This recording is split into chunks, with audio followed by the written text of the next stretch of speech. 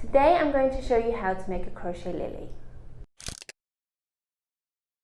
The aim of this project is to share with you beautiful free crochet patterns which you can do easily at home with the yarn stash that I know many of us have, and the addition of wire, preferably florist wire, and possibly some beads.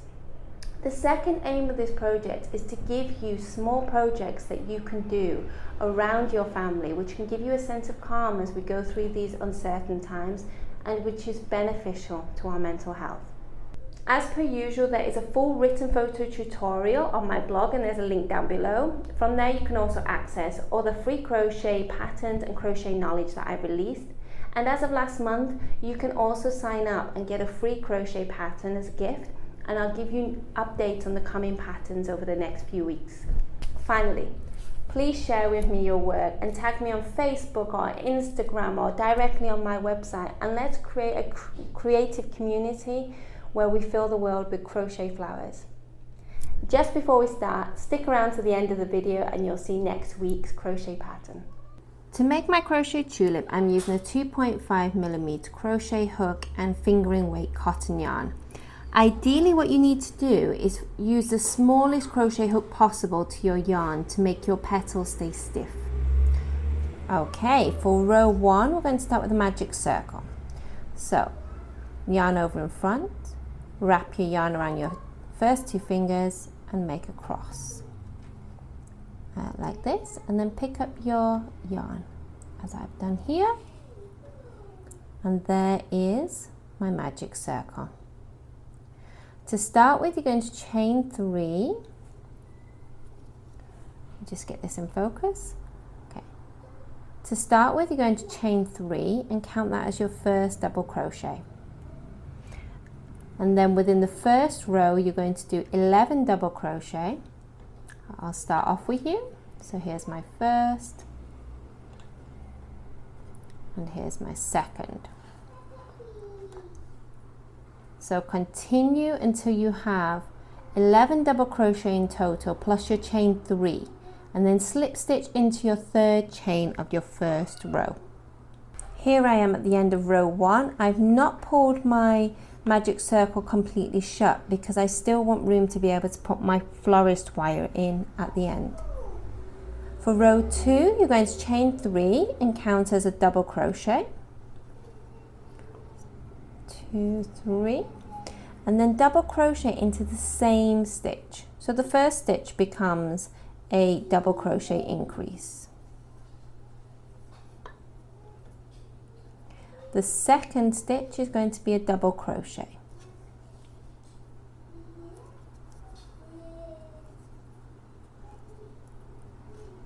Okay, so the pattern for the rest of your row is going to be double crochet increase, double crochet, double crochet increase, double crochet increase, double crochet, and at the end of this row you will have 18 double crochet, and simply slip stitch into your first chain 3.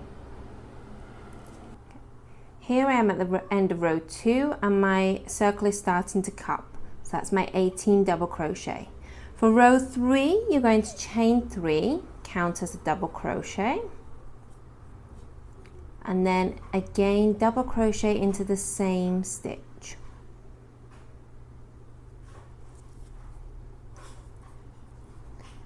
There's my double crochet increase, and the next 2 stitches I'll do a double crochet each.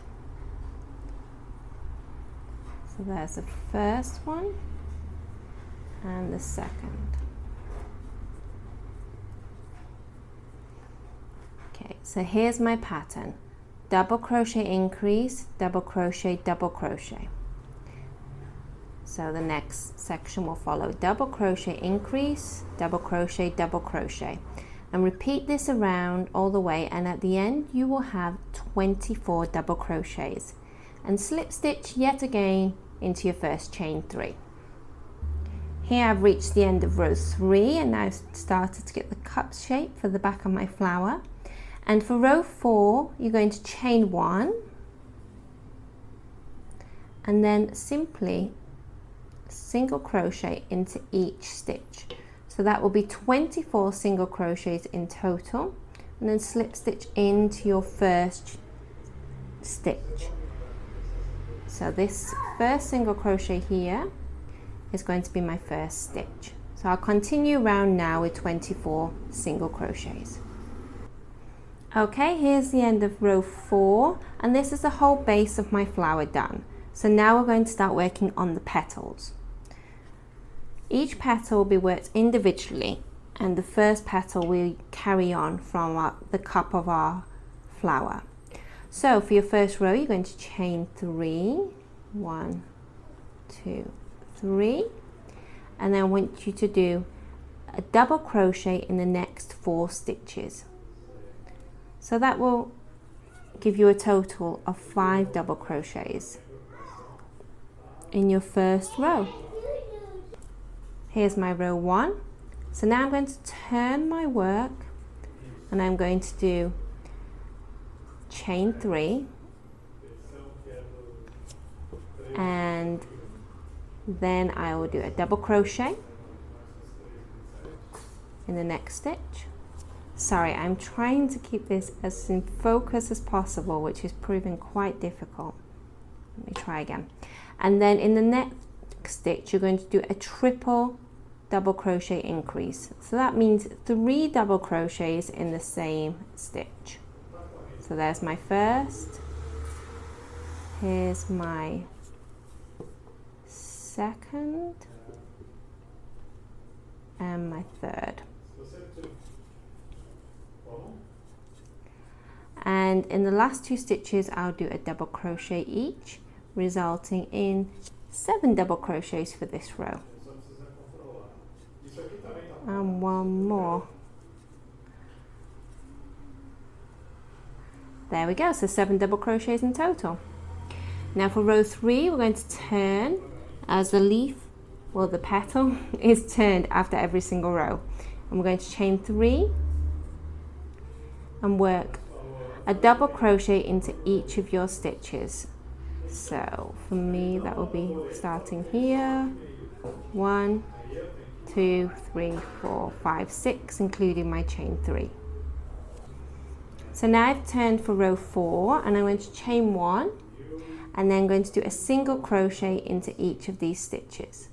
So that'll be 7 single crochet in total. 2, 3. Okay, I've just finished row 4, now I'm going to do row 5. So we're going to chain 3 again and count that as our first double crochet. And then we're going to do a double crochet decrease. So yarn over into your stitch, pick up your yarn over through the first 2 stitches, yarn over through the next stitch, yarn over through the first 2 stitches, and then yarn over and through your final 3 stitches, and that creates a double crochet decrease. So those 2 stitches now reduced to 1. In your next stitch, you're going to do a triple double crochet increase. So that's 3 double crochets in the same stitch. So there's my first one. Try and keep this in focus. Here's my second, and here's my third stitch.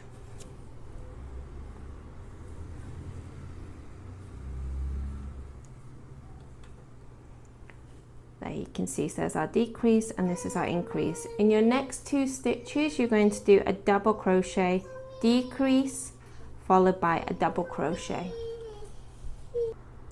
Here I am at the end of row 5, so you can now clearly see. Sorry, my daughter needed some help. So it's a chain 3, double crochet decrease, double crochet triple increase, double crochet decrease, and a double crochet in the final stitch.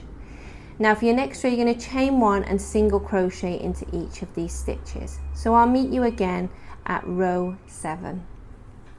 To start row 7, chain 3, and your next stitch you're going to do a double crochet decrease over the next 2 stitches. So yarn over through the first 2 loops, yarn over through your next stitch, yarn over through your first 2 loops, and then once again through the last 3, followed by a double crochet. So there's no increase on this row. Then your next stitch, you're going to do a double crochet decrease, just as we've done the stitch previously. There we go. And the final stitch will be a double crochet.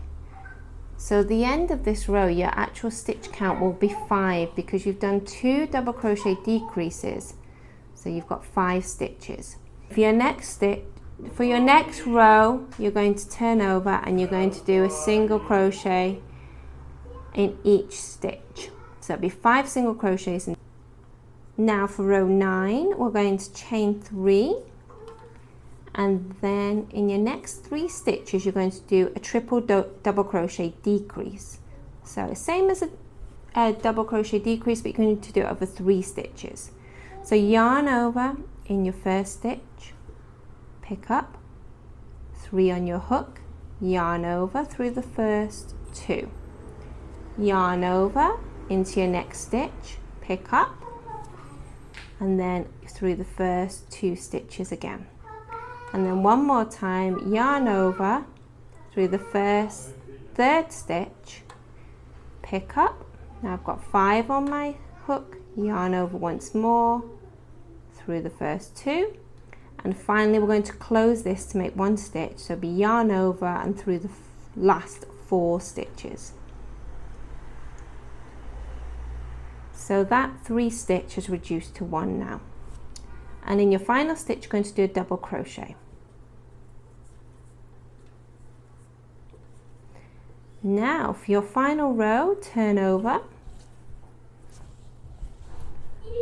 chain 1, and you're going to single crochet decrease in your first and your 3rd stitch. So hook through your first stitch, pick up your yarn, skip the middle stitch, and then hook through your 3rd stitch, pick up your yarn. So now you've got 3 loops on your hook, and yarn over and pull through all 3 loops, and that is the end of your first leaf. So simply just cut off and weave in your ends. To start the next leaf and all the leaves to follow, the first stitch will always be in the last DC of the first row of the previous petal. So I'm going to attach my yarn here, which is the same stitch as my last DC. So I pick up my yarn and I'll attach it in, and then I'll continue the instructions. So it will be as row 1, so it'll be chain 3, and then I'm going to do 4 double crochets. So 1, 2, 3, 4 for my first row. There's my first, second, third, and finally 4th. And what I'll do now is I will continue the same steps from row 2 to 10 for this leaf, and I'll continue all the way around until I have 6 petals.